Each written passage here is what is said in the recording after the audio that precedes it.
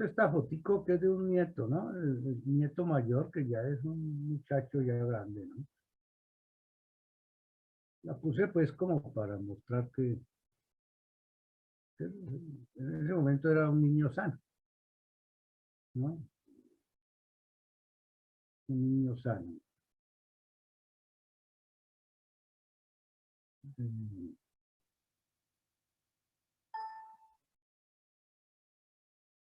Entonces, ¿quién es el niño? De acuerdo a lo que dice allí el libro,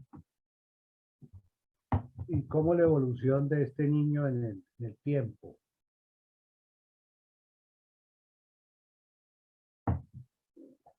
Apenas en el último siglo, el niño ha sido motivo de observación y análisis, ¿no? De quién es, por qué es, ¿no? Y no qué es un muchachito, no, sino quién es y por qué tiene unas conductas especiales. Llamar la atención sobre la calidad de la persona, que los niños son muy importantes, ¿no? Hay sociedades en las cuales el niño pues es intocable, ¿cierto? Y tiene una mayor eh, derecho, tiene mayores derechos. Cuando los derechos del niño son para todos, tenemos que en muchos países y en muchas zonas estos niñitos no tienen esos derechos, ¿no? Nosotros somos un país en el cual tampoco se cumplen estos derechos del niño, ¿cierto? Usted ve niños en la calle, en los semáforos, limpiando vidrios, pidiendo, vendiendo bananas, utilizados a la intemperie en los semáforos para pedir limosna. Entonces el niño nuestro no vive lo mismo que un niño en otras partes del mundo, ¿cierto? En Estados Unidos, los que han ido allá saben cómo los niños pueden demandar a los papás, ¿no? Porque los castigaron y van y los demandan. Pero pues claro que es un exceso ya, pero pues llega la legislación y los protegen pues al máximo, ¿no? El niño es muy importante. Eh, es una persona pues de pensante, que siente, ¿no? No solamente siente pues golpes, sino que siente psicológicamente lo que le pueden estar haciendo, ¿no? Que lo desprecian, que lo humillan, siente eso. Desea tener juguetes, desea salir a jugar, desea comerse un helado, y son cosas que hay que respetar. Se comunica, un niño se comunica con uno, ¿cierto? Con la gente que lo rodea, actúa, ¿no? Juega, hace cosas y responde estímulos. Un niño que se estimula,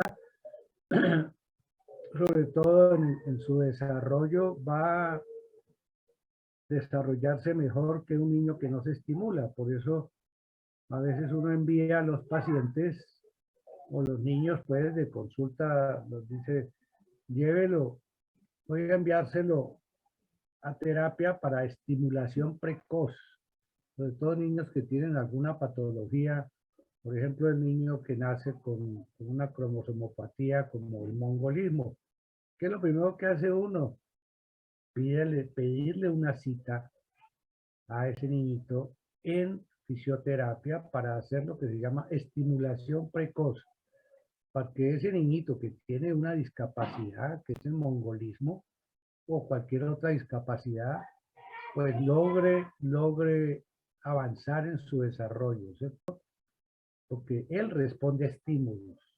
Si usted tiene un niñito en un cajoncito allí, en un corralito todo el día, y el niño ya tiene capacidad para gatear o para caminar, y usted lo tiene metido allí, como sucede con niños, pues ese niñito no se estimula a gatear ni se estimula a caminar, y va a tener entonces desde allí unos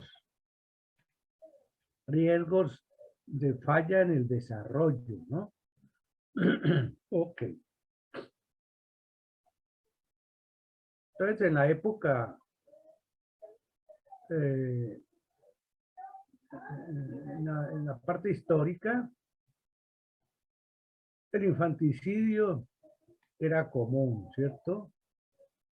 Los griegos plantearon que el ser humano pasaba por 4 estadios. El estadio de niño, que le llamaban país, el estadio de adolescente, le llamaban efeo, el estadio de adulto, que les llamaban aner, el estadio de anciano, que es gerón, de ahí sale la especialidad médica que se llama gerontología, que es la medicina del anciano. Usted puede especializarse en eso, ¿cierto? Médico gerontólogo, médico que no es sino ancianos. En la Mesopotamia, ¿no?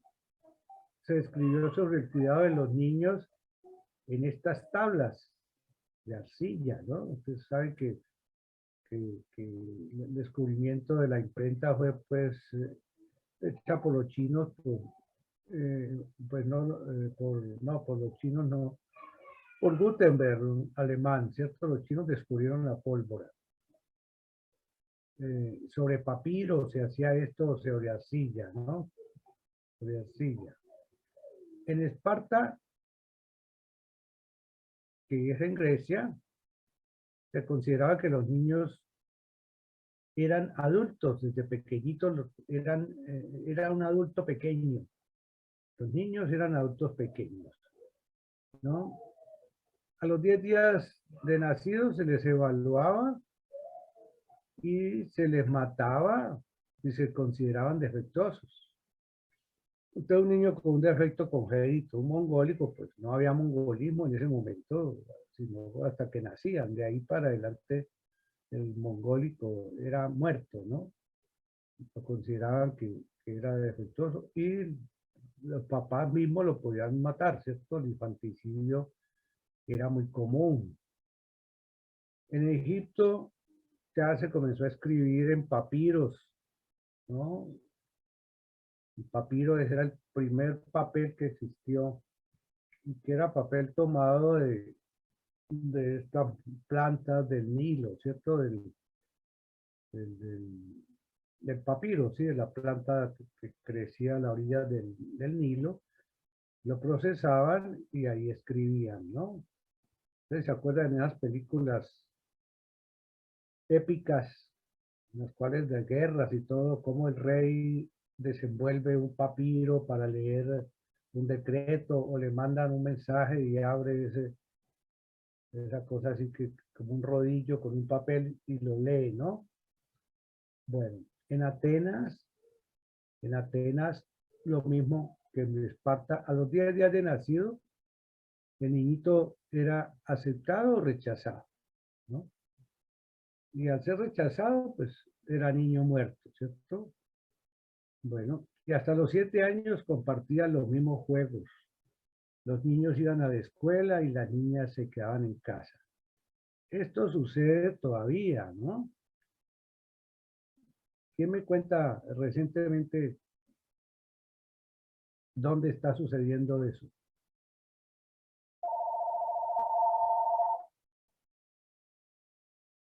¿Alguno se acuerda de qué ha pasado en estos días?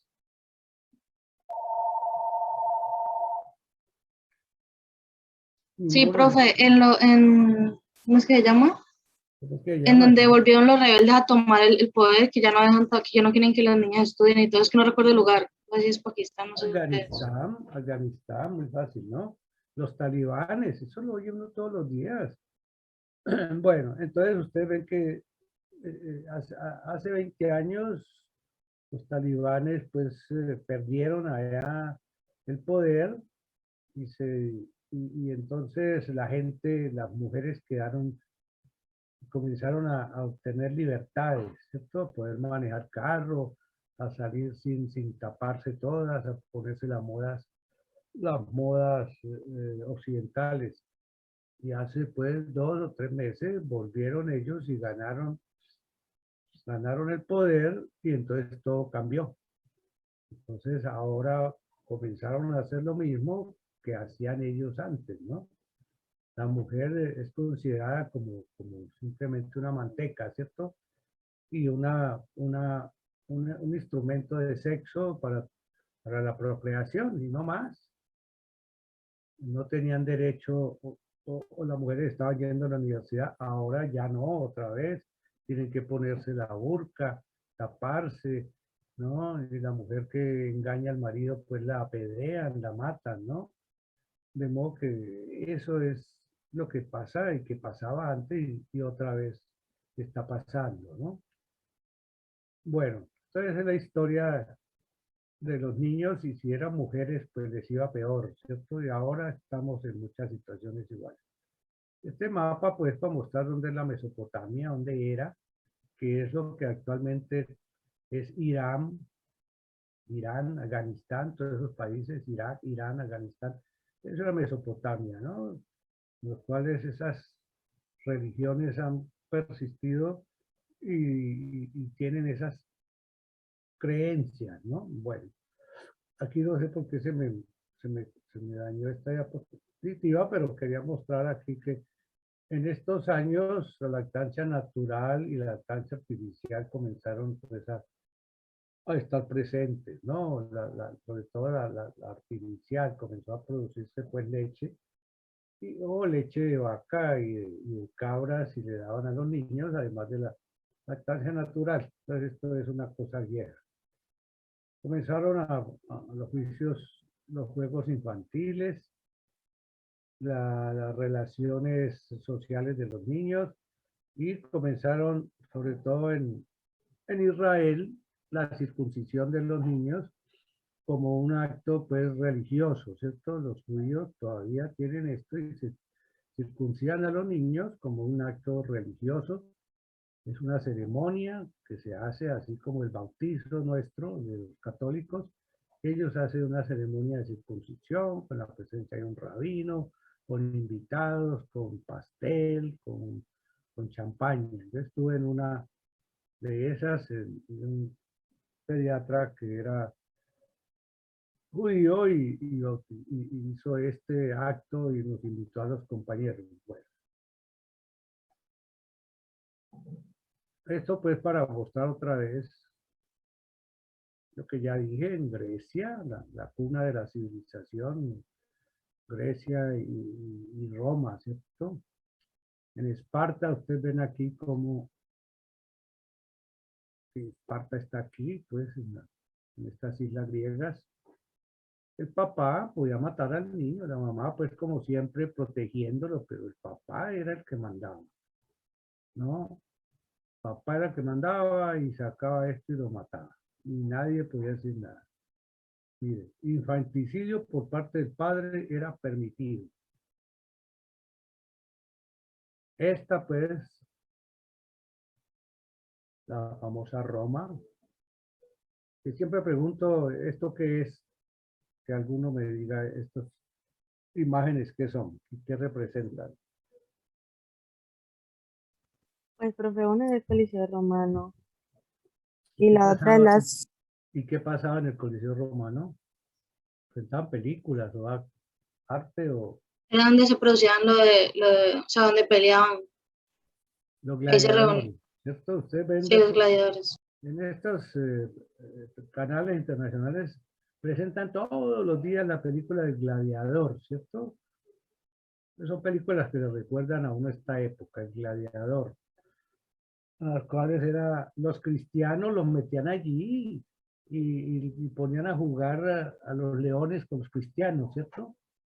Soltaban los leones y los leones los comía y la gente ovacionaba, ¿no? Y la gente corría, el pobre cristiano en esa arena y el león detrás, y entonces eso se llenaba pues el coliseo, ¿no? O ponían a pelear a estos esclavos gladiadores hasta que se mataban, eso no era que terminó la pelea y ambos salen vivos, uno sale muerto. Entonces aquí donde los cristianos sufrieron mucho, ¿no? Bueno, y ¿qué era? Esa es la loba que alimentó a los fundadores de Roma, que no recuerdo cómo llaman ellos, Rómulo y Rómulo y el Remo. recuerdo. Rómulo y Remo. Rómulo y Remo, que eran dos niños que fueron abandonados por sus padres y cayeron en la familia de unos campesinos que los recogieron y entonces tenían un perro ahí, pues una loba, y era la que los alimentaba, ¿cierto? Posteriormente Rómulo mató a Remo, lo mató por peleas entre hermanos y lo mandó a matar o lo mató y él, ambos fundaron a Roma, pero después comenzaron las peleas pues como políticos, ¿no? Que se pelean entre sí en partidos y el uno mandó a matar al otro y el otro se quedó pues con el poder y fue el gobernante de Roma los primeros años de la fundación. Entonces esa es la historia. Esto es la cosa pues turística que todavía existe en Italia y que la gente pues va a esto, ¿no? Y en España, yo estuve una vez en España o dos veces y esta está también en uno de estos pueblos, esta escultura de Rómulo y Remo. Pero hay que saber un poquito también de historia, ¿no? El médico debe tener más cultura que muchas de las profesiones, ¿no? Cuando todos deben ser cultos los profesionales, conocer estas cosas, historia, que el estudiante no estudia, no se preocupa por conocer nada, ni siquiera sabe la geografía, uno le pregunta dónde queda tal país, no tiene ni idea, ¿cierto? Bueno, entonces ya decimos que en la Roma los niños iban a la escuela, los maestros eran severos y empleaban castigos físicos. Esto, esto estuvo aquí entre nosotros hasta hace ¿cuánto le ponemos? Pues menos de unos 60, 70 años, ¿no? Y todavía hay escuelas en que el profesor castiga, ¿no? A los niños. El maestro les da con una regla, no les pega, los somete a que se estén en el sol todo el día porque incumplieron alguna norma. Esto todavía se ve, ¿cierto? Que muchos profesores castigan. Pero esto era rutinario y los papás no decían nada, muy bien hecho. Cuando van a felicitar al profesor, ¿cierto? Siquiera lo castigaron. Ah, bien hecho, la prueba a ver, denle más duro. Bueno, eso era permitido y en muchos países todavía es permitido, ¿no? Sobre todo con las mujeres. En la parte de América, ¿no? La atención de los recién nacidos está a cargo de parteras y las mujeres viejas. Todavía se ve esto, sobre todo en áreas como la costa pacífica nuestra, ¿no? Las parteras, pero estas parteras nuestras ahora son entrenadas en atención del parto y entrenadas para que se haga un parto aséptico. Se les entrega un kit, ¿no? Un kit de instrumentos, de un cordón umbilical o un clam de estos umbilicales. Se les entrega una tijera, un bisturí, ¿no?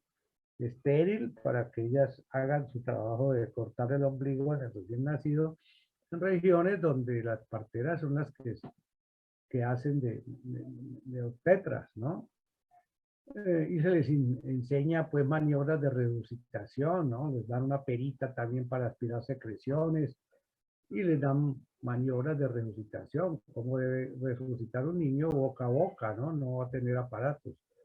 Esto se hace entre nosotros, afortunadamente, y eso hace que la mortalidad materna en estas regiones pues baje, ¿no?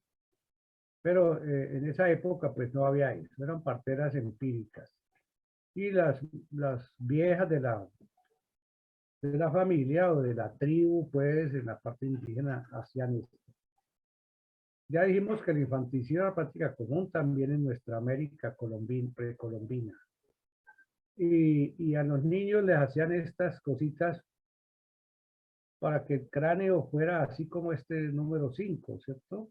Y les ponían o esto que es de cuero, ¿no? Para que la cabeza tomara forma o esta otra. o les ponían esas tablas que tiene esto amarradas para que la cabeza fuera larga. Era como la moda, ¿cierto? Como hay tribus en el África que le ponen es en el cuello, unos collares, collares y collares y collares para que el cuello se levante. Y son esas tribus que se caracterizan por esos cuellos largotes que parecen jirafas. Y esas son costumbres de nuestra América, ¿no? Que se han ido, pues, van desapareciendo, ahora son un poquito más modernos. En la Edad Media, como ya dijimos, los niños eran tratados como pequeños adultos. Mire, los que no pertenecían a clases sociales altas tenían que trabajar después de los 7 años, ¿no? Ahora, pues, las clases sociales se tratan de unir y por ejemplo, esto que se logró o que se hizo, pues, no sé quién lo logró, pero el gobierno estableció la matrícula gratis para los estratos 1, 2 y 3, o 0, 1, 2 y 3, que vayan a universidades públicas, ¿no? Matrícula 0, y ahí pueden ir también en la universidad pública. Hay personas de estrato 6, de estrato 4, 5, 6 y hasta 7, y entonces tienen el mismo derecho, ¿cierto? Pero en esa época no, que tiene plata, se va a estudiar. Los demás a trabajar, desde los 7 años. Ahora esto pues es penalizado, ¿cierto? El trabajo del niño es penalizado por la ley, ¿no? Un niño no debe trabajar, no puede trabajar. Y eso es lo que uno también en la historia clínica se fija cuando hace la historia, ¿no? Ve un niño que tiene las manos con las uñas dañadas, sucias, y uno dice, ¿y esto por qué? Y la mamá le dice a uno, porque es que le ayuda al papá, el papá trabaja en construcción, y él lleva el niño para que le haga, le mezcle el cemento, le lleve la arena, le pase los ladrillos, y eso está penalizado. Eso no puede ser. Los niños tienen derecho a no trabajar, ¿cierto? De modo que eso lo vemos entre nosotros y muchas veces pasa desapercibido para el médico que está hospitalizando a un niño y no le mira las manos y no detecta eso, pues está perdiendo la oportunidad de hacer que ese muchachito recupere sus derechos, ¿no? Que es no trabajar. El niño trabajador es penalizado. A propósito, ¿alguno de ustedes tiene un papá abogado o es hijo de médico? ¿Ninguno?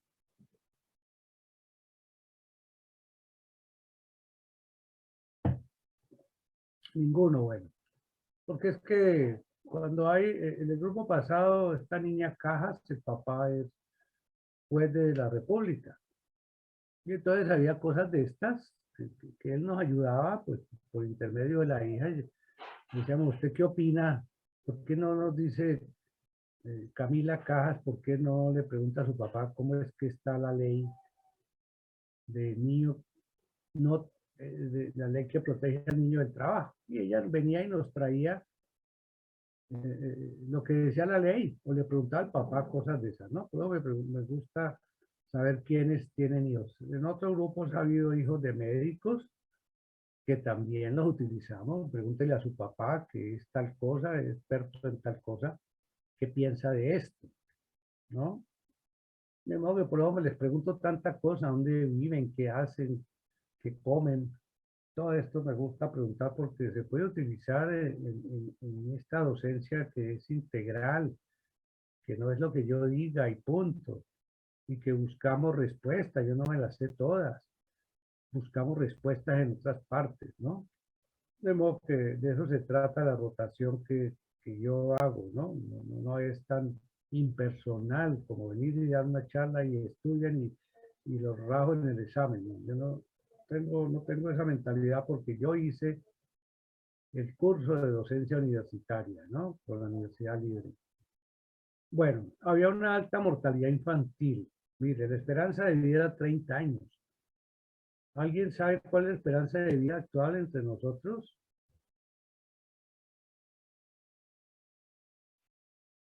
¿Ninguno? Como 80 años, creo. No tanto, ¿no? Pero sí cerca, 76 en la mujer tal vez y 72 en el hombre. El hombre dura menos porque sufre más que la mujer, ¿no? De modo que por eso es que duramos menos.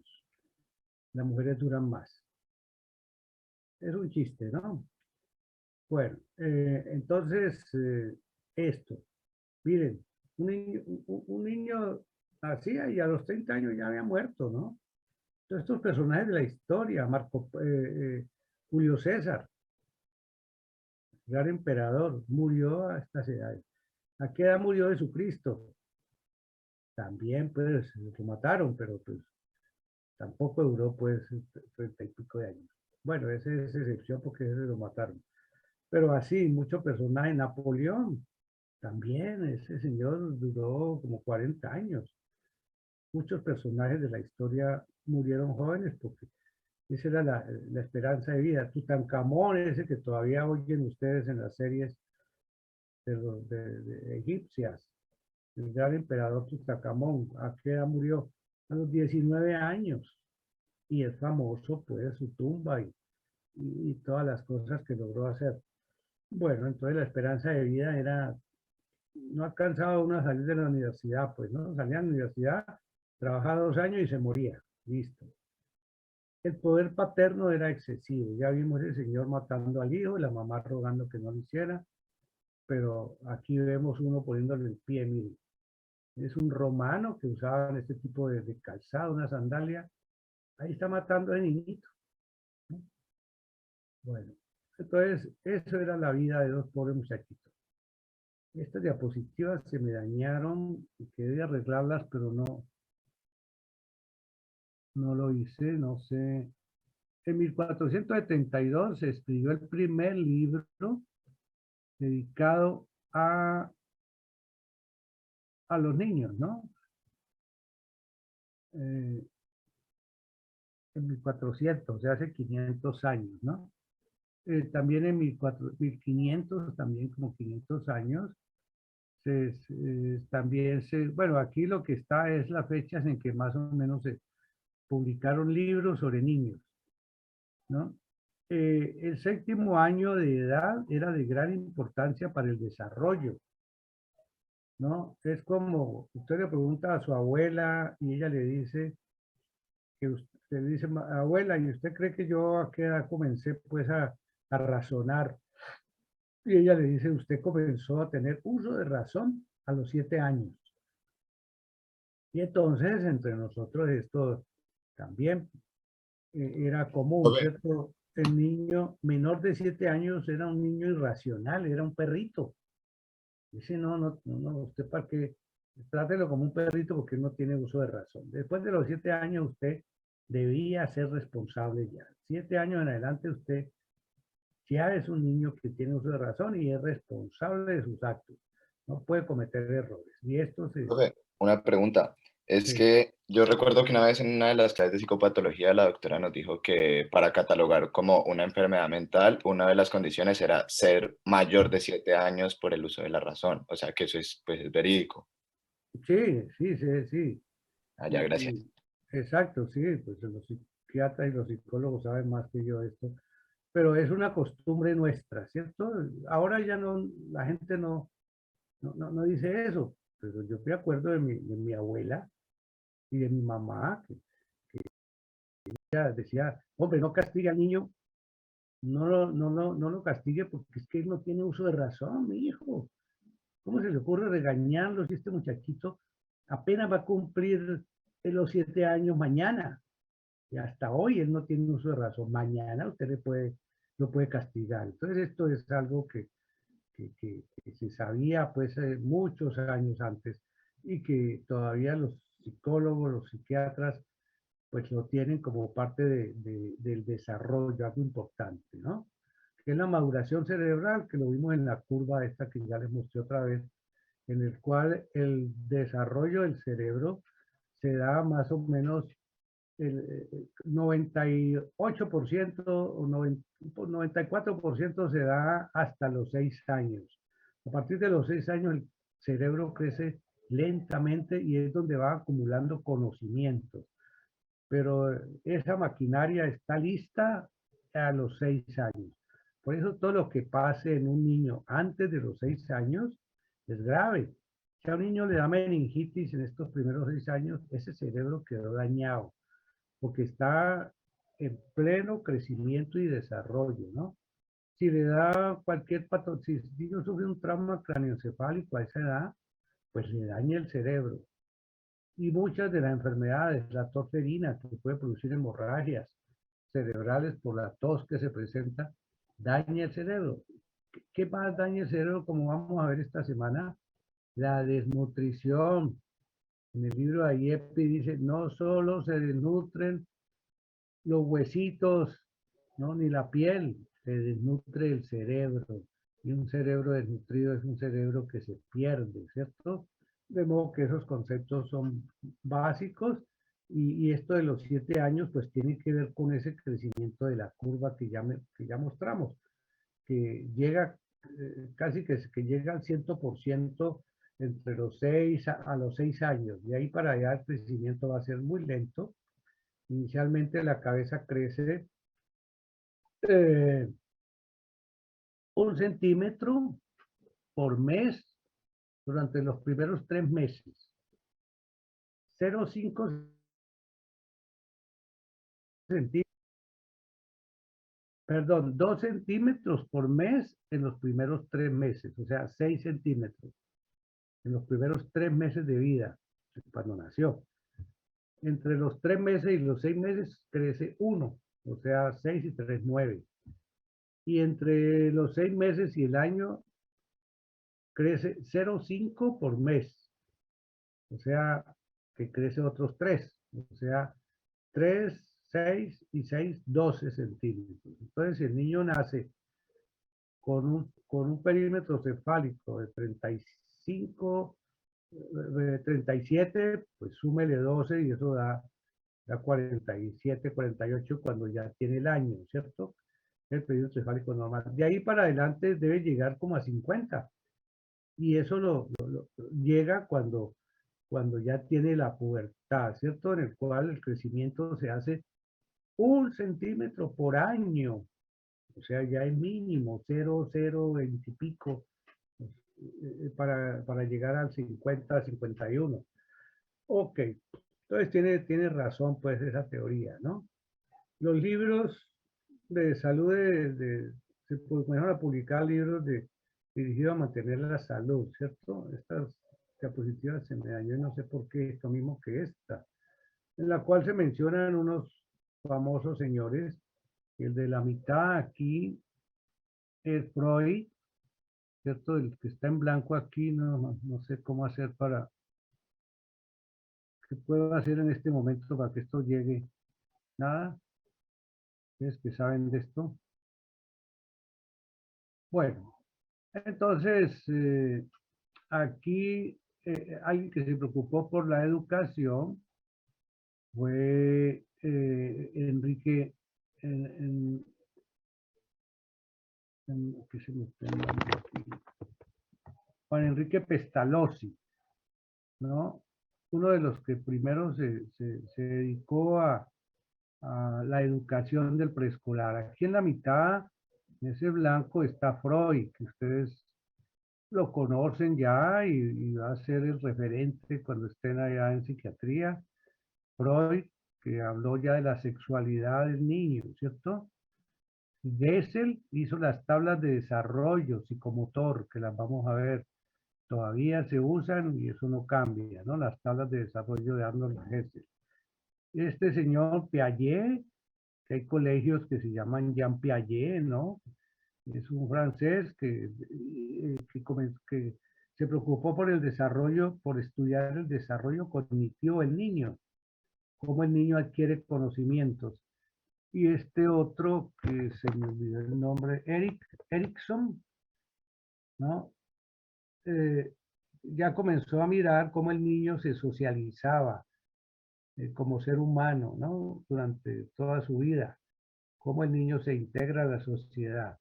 De modo que estos son 5 señores que funcionan en el armamentario pediátrico como creadores de lo que sabemos, ¿no? Del desarrollo cognitivo, el desarrollo sexual de este señor, de Freud, Sigmund Freud, el desarrollo psicomotor, la interacción del niño con el medio ambiente y el desarrollo del conocimiento. Estos señores fueron los promotores de todas estas cosas que se dan todavía. ¿Qué influye en el ser humano para que el ser humano sea lo que es? ¿Qué influye para que el niño llegue a ser un ser humano concreto? La herencia biológica y el ambiente. La herencia, pues los genes que heredan de los padres, si son padres que tienen unos genes pues inteligentes, este niñito tiene esa herencia de inteligencia, ¿cierto? Pero el medio ambiente, si cae en un medio ambiente que no le es propicio, pues esa inteligencia no va a progresar, no va a progresar. Pero si esa inteligencia cae en un ambiente propicio, va a ser un ser humano concreto y va a hacer que esa herencia llegue a producirse en buena forma, ¿no? Entonces, tanto la herencia como el ambiente tienen gran influencia en la configuración corporal. El cuerpo también, ¿cierto? Si el papá es alto y la mamá es alta, pues la herencia de genito va a ser que es alto. Si son bajitos, pues vamos a ser bajitos. Y la personalidad del niño que la crea el ambiente, ¿no? Y esa herencia biológica se da pues por esto que ya conocen ustedes hace rato, ¿no? Que son los cromosomas maternos y paternos que se unen y que dan una mutación al azar muy infinita de variedades, ¿no? Por eso nadie es igual a nadie. Eso de almas gemelas, pues sí, pueden ser muy parecidas en todo, pero tienen algo distinto, tienen cromosomas que cambian, que varían, ¿no? Por eso nadie en el mundo es igualito. Lo único que son igualitos son los animales que se hacen con clonación, ¿cierto? Que es de una misma, de los mismos cromosomas que se repiten en espejo, pero uno no es igual a nadie. Se parece uno mucho a otras personas. Por eso los niños no son iguales todos. Ahora vamos a mirar eso. Hay una variedad infinita de fenotipos. Por ende, la individualidad genética de cada persona. Cada persona es única e irrepetible. No es que voy a tener un hijo igualito al que falleció, que era muy bueno, ¿no? O igualito al hijo de mi prima. No, ese es completamente distinto. Se parece. Y aquí están pues las imágenes de la fecundación, el espermatozoide compitiendo con este de atrás que se quedó rezagado y llegó al óvulo, penetra, usted ya sabe más que yo de esto en la parte de reproducción, en ginecología, me imagino que les repasaron la reproducción, que es una competencia de espermatozoides, el más fuerte, el más vigoroso, llega y penetra el óvulo, ¿no? Y lo fecunda. Y aparece pues los datos cromosómicos que le inyecta este espermatozoide que se une con los datos cromosómicos de la mamá y se forma pues una nuevo ser. Y acá está pues el cromosoma, el famoso cromosoma de brazos largos y brazos cortos, ¿no? Y un centro. El ambiente. Entonces el ambiente, ya dijimos que tiene influencia en el crecimiento y desarrollo del niño. Cada ambiente tiene una influencia específica y a veces determinante de la personalidad de cada individuo. No es lo mismo unos niñitos que viven en esta zona que está acá a la derecha, en un pueblito por ahí en la montaña, ¿cierto? En el cual lo único que hacen es criar cabras, esto parece que son en Bolivia, ¿no? Viven allá sin acueducto, sin alcantarillado, sin agua potable, pues, con un aire menos contaminado que el nuestro, pero sin ninguna otra cosa, ¿no?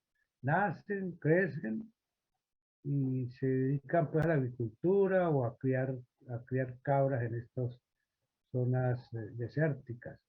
No es lo mismo este niñito que nace acá en la mitad, ¿no? En un barrio, en un pueblo, en el cual tiene acceso al juego en la calle, ¿no? Aquí se ven que han pintado la calle, ¿no? Que tienen bicicletas, ¿no? Y no se socializan como estos que ya viven en una gran ciudad, en la cual pues hay el policía, el de tránsito, la gente anda caminando, el otro anda en bicicleta, hay buses, hay ciclovía, que parece ser esta, que hay policías. Entonces, no es lo mismo nacer acá que acá, ¿no? El medio ambiente de estos es más propicio, ¿no? Tanto como el de la mitad como este, que tiene que ver con la parte de recreación. eh, y si están en una unidad, pues, residencial, que son de un estrato más alto, o en un barrio donde hay juegos y hay canchas de fútbol, de básquet, cosas de estas de recreación. De modo que no es lo mismo. Puede tener estos niñitos de acá, de la derecha, una genética insuperable, ¿no?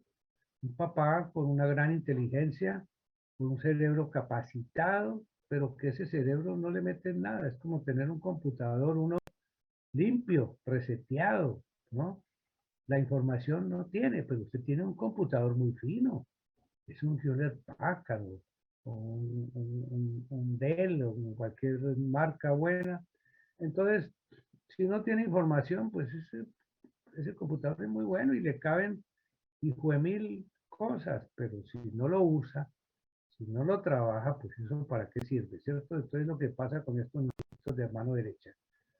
Pueden tener una gran inteligencia el papá, pero está vacía esa inteligencia. Y estos niñitos viven en eso y hacen lo mismo. Estos otros de acá sí tienen la oportunidad de, de crear pues una mejor vida. El proceso evolutivo del niño, el niño pasa pues por periodos para su evolución. Y tiene en cada periodo tiene unas características y necesidades propias. Tiene que ver pues con el periodo biológico, el crecimiento, ¿no? El niño crece, ¿no?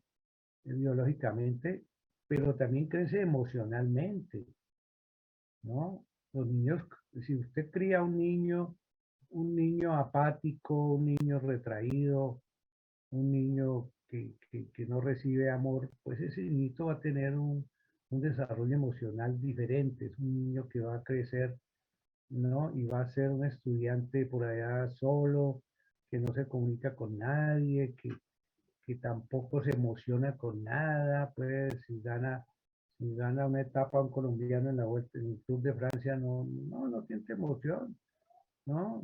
Nada, le parece que es la misma vaina, eso como que no significa nada, ¿cierto? La parte de espiteo, no va a creer en nada, o puedes coger otras religiones que lo hagan tan estrictos, pues, como los musulmanes, ¿cierto? Que es una religión que, que, que dice que el Corán enseña, pues, a la gente a esas cosas, ¿no? Que permite que que uno se inmole, que mate a unas personas poniéndose unas bombas en la cintura y que inmediatamente yo me voy para el cielo y el que quiere irse para el cielo pues hace eso, ¿no? Y la familia lo despide, le dice, ¿usted va para el cielo, mijo? Sí, mamá, voy para el cielo. ¿Y cómo va a ser? No, voy a ir a un estadio y me pongo unas bombas alrededor y me mato y sí, al otro día está la mamá y el papá bendiciendo que el niño se fue para el cielo, pero habiendo matado a un mundo de gente, ¿cierto? Son de tipo de religiones. Bueno, y esto en lo social se comunica, ¿no? A través de esa parte emocional viene a hacer que pueda comunicarse. Y los niños tienen similitudes de acuerdo a las edades. Y ahí sale lo que vamos a ver, que es el desarrollo. ¿Cómo se evalúa el desarrollo? Pues hicieron tablas o sí, tablas de comportamiento del cual se sabe que un niño tiene un comportamiento parecido. En el 90% de los casos los niños a estas edades hacen esto. Juegan, se encaraman en un árbol, se suben en los libros, hacen una pila de libros y se encaraman y se tiran desde ahí. Eso es estandarizado y por eso las medidas antropométricas se dan en esa forma, ¿cierto?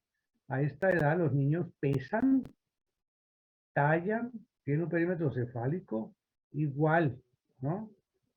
Que algunos se salen de allí, ¿no? En su comportamiento, u otros son exagerados, pero forman una curva que vamos a ver que es la curva de Gauss, ¿no? Y entonces los niños se identifican con eso. Por eso cuando ustedes ven en la historia que el niño hace berrinches cuando le quitan un juguete, que el niño se enoja cuando le apagan la televisión, que al niño, eso es normal, eso no puede uno decir que es que el muchachito mío es diferente a los demás, ese es un comportamiento que es estandarizado para los niños, que tiene una talla de tanto y el primito también, pues eso es estandarizado, ¿no? Tienen aquí medidas antropométricas y comportamientos que identifican. Por ejemplo, me acuerdo de una tira cómica que ya no existe, que llamaba Don Fulgencio. Don Fulgencio porque le decíamos a un compañero nuestro en la universidad, que era el mayor, era un viejo, ¿no? Que estudió medicina ya como comenzó como se graduó, nosotros lo graduamos como de 25, 26 años y este se graduó como de 32 o 38, ¿no? Le decíamos el viejo, ¿no? Y decíamos el viejo que le pusimos el apodo de Don Fulgencio, que era la tira cómica en la cual ese señor de la tira cómica decía que Don Fulgencio no tuvo niñez y vino a tenerla cuando viejo. Entonces era un viejo que parecía un niño, comportamiento de niño. Este compañero hacía pilatunas pues, a nosotros, ¿no? Y uno le decía, pues este viejo haciendo estas cosas, hombre, comportate como, pues no era viejo, pues era un muchacho mayor de 32 años. Pero se comportaba como que tuviera la edad nuestra, que éramos 10 años menos. Entonces a veces uno encuentra personas así, ¿no? Usted dice, uy, me presentaron el tío de este muchacho y ese señor se comporta como un niño, hace niñadas, porque este es un niño, ¿no? Y así hay gente, adultos que se comportan como niños, que no se despegan de la mamá todavía, ¿cierto? Que viven todavía con la mamá, que no se han casado, que tienen comportamientos de que le preguntan todo a la mamá. Mamá, ¿será que me puedo tomar un traguito? Voy para una fiesta. Mamá, ¿será que puedo conseguir novia? Mamá, ¿me aprobas la novia que tengo? Y todo está así, ¿no? Ese es un comportamiento de niño. Entonces, el comportamiento de los niños es así, es muy parecido en todos. Algunas características no se me dañaron del niño, pues lo mismo que estamos viendo. ¿Hasta qué edad va qué edad cronológica va la niñez? ¿No? Entonces, de acuerdo a esta Convención de las Naciones Unidas sobre Derechos del Niño, en el año, aquí están los 88, el ser humano es niño hasta los 18 años, ¿no? Hasta los 18 años se considera un niño. Entonces la pediatría llega hasta ahí, que ya ese niño es un adolescente. Y hay médicos pediatras de adolescentes, ¿no? Porque por lo general uno se encarga a niños pequeños, menores de 12 años. Y muchas veces en las salas sucede que se hospitaliza a un muchacho de estos y no caben las camas. Se les pone una cama de esas que van a ver ustedes grandotas que están atrás de la sala. Y llega el pediatra a la revista y dice, ¿y este señor qué está haciendo aquí? O esta señora, ¿no? En son porque este es un adulto. Y entonces, no, doctor, se lo hospitalizaron acá porque él tiene 17 años. Y muchas veces se decía, no, no, no, pida una cama de medicina interna y que lo bajen. O al contrario, en medicina interna encontraban uno de 17 años, ¿no? Y decían, no, esto es de pediatría y lo subían. Yo me acuerdo que del Mario Correa había eso, ¿no? Esa pelea. Había unos médicos, mm, sobre todo de medicina interna, que subían unos granulones. Y uno decía, pero ¿cómo así? Este es un adulto. Pero no, tenían razón, porque era un muchacho de 17 años, ¿no? Y por lo general el pediatra no ve sino pequeños, ¿no? Además la gente sabe que ese muchacho no lo llevan al médico pediatra, y además ese muchacho adolescente no va a querer ir donde un pediatra. ¿Cómo así? ¿Te van a llevar a un médico de niños? No, no, no, yo no voy, ¿no? Yo no voy a... Llévenme de un médico de adulto, porque yo ya soy un adulto. Entonces es una controversia ahí, ¿no? Pero saber que eso existe, pues esa reglamentación hasta los 18. El niño es un ser único e irrepetible. Así como ven aquí es único. Aquí hay varios muchachitos, 3, 6, 9. Y este muchachito es único, no le parece a ninguno de estos. Puede que tenga la misma talla, el mismo peso, los mismos juegos, pero genéticamente es diferente y su comportamiento es diferente, sus reacciones emocionales son diferentes, ¿no? Esta vaina no sé por qué se me dañó, se me metieron estas diapositivas ahí. Bueno, el niño pasa de ser un niño dependiente, como este que está aquí, a ser un niño independiente. Y eso es parte del entrenamiento. El entrenamiento que se debe dar la familia, ¿no? El niño al año ya debe saber coger la cuchara y a los 2 años ya debe saber comer solo. Que se va a untar todo. Pues sí, pero hay mamás compulsivas que no permiten eso, ¿no? Los viste como que van para una fiesta y los ponen a comer y se atollan y entonces viene el castigo o viene pues el que la mamá le va a dar para que no se ensucie. No lo dejan jugar porque se va a embarrar, se va a ensuciar, porque le puso una ropa que es limpia, que es nueva. Y eso hay muchas mamás de esas, ¿no? Y eso lo detecta uno pues en la consulta, mamás compulsivas, ¿no? Que no dejan que el niño se independice. El niño se va independizando, va creando los hábitos de hacer del cuerpo, ¿no? Va diciendo mamá, popó, y el mamá debe llevarlo al baño. Pero otras lo obligan, ¿no? Al año ya quieren que el niño controle el esfínteres. Por eso la pregunta es en el desarrollo, ¿a qué edad controla el esfínteres? Para saber uno, si la mamá le dice, uy, no, este niñito fue muy inteligente, muy avanzado, que él al año ya yo los sentaba en el baño y hacía popó. Ahí le quité los pañales. Pues eso no, es una mamá que no está haciendo las cosas bien. Y ese niñito va a tener problemas como es la encopresis, ¿no? Retener la materia fecal. Encopresis es algo que el niño dice, ahora no hago y no hago y eso va haciendo que la materia fecal se endurezca y después no va a poder hacer. Son niños estreñidos. De modo que cuando vean una historia, algo de eso, piensen y pregúntenle a la mamá, ¿usted le enseñó pues a hacer popó en el baño?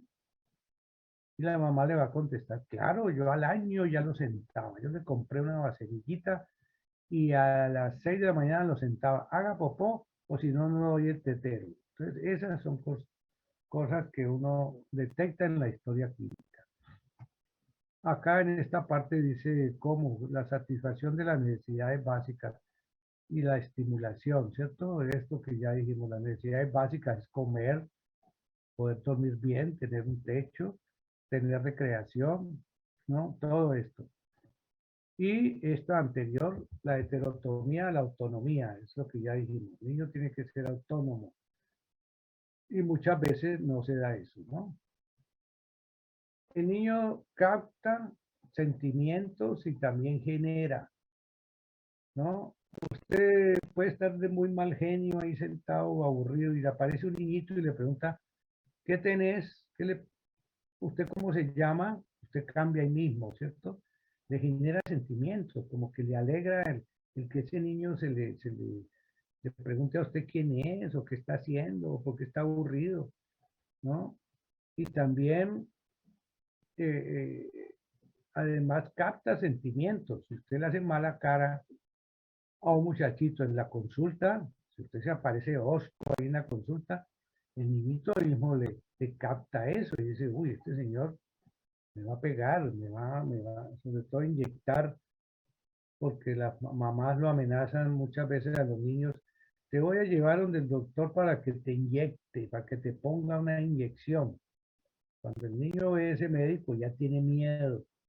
Y si usted no se lo gana con simpatía, pues él va a estar, va a captar ese mal genio suyo o lo que le dijeron y va a influir en la relación médico-paciente, ¿cierto? Y lo mismo con la gente, así, ¿no? Bueno, niño como ser social, el niño se incorpora a la sociedad inmediatamente nace, ¿cierto? Llega el niño a la familia y todo el mundo se pone contento. La mamá, el papá, los abuelos, los bisabuelos, hasta los familiares lejanos, ¿no? Y los vecinos, ves, usted tuvo niño, hoy muéstremelo, Entonces, es un acontecimiento cuando llega un niño a esa cultura, ¿no? Y el niño se va creciendo en el tiempo a través de esa cultura. Se incorpora al proceso histórico de la comunidad. Ese niñito lo van viendo crecer, lo van viendo entrar a la universidad, lo van viendo ser un profesional, ¿no? Importante y todo el mundo se fija en él, ¿cierto? Y la sociedad tiene que ver con él. El niño también tiene esto, deberes y derechos. El niño debe atender los deberes que se le imponen, que es, pues, tener buenas relaciones, ser cortés, se les enseña a que deben saludar, despedirse, despídase de su tía, darle un besito a su abuela, esas cosas, ¿no? Eso es enseñanza y son deberes que debe adquirir el niño en nuestra sociedad. Pero también tiene derecho. Ah, bueno, el niño tiene el deber de estudiar. No es que no, uno encuentra mucho muchachito que se pregunta a la mamá en la consulta y el niño en qué año está o cómo va a la escuela. No, él no quiso estudiar. ¿Cómo así que no quiso? Eso es un deber de él, ¿no? Estudiar. Si es un indígena que vive en la selva, pues no. ¿Cuál es el deber de ese indígena?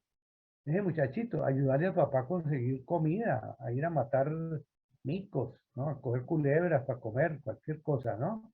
Enseñarlo a eso, pero eso es el deber de él en ese medio. Pero en el medio nuestro el deber es el de estudiar.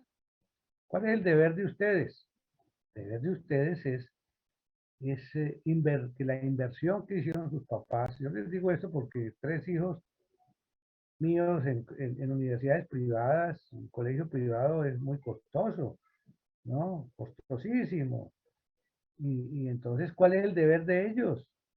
Pues es salir profesionales, salir bien preparados, no salir mediocres, ¿no? Ganar los semestres, no es eso de que pues yo pierdo un semestre y como tenemos plata, eso no importa, mi papá me paga el otro y me cambia de universidad porque es que allá me tienen bronca. No, eso no es el deber de ustedes es estudiar, sacar buenas notas. No, es que yo con un 3 me contento. No, no. Mire que yo tengo un nieto que afortunadamente es así, ¿no? En lo contrario puede sacar 3. Él va y discute con un docente porque le puso 4,8. Y yo le digo, hombre, no haga eso, pues, ¿no? Pero es que yo hice las cosas bien y no sé qué. Bueno, y entonces él tiene razón, pero pues ya es el exceso, ¿cierto? Y siempre lo criticamos por eso, porque él dice yo de 4 para abajo, no. Es un nerdo de los que vimos ahora. Es el nerd de la casa, ¿cierto? De modo que eso es un deber, ¿no?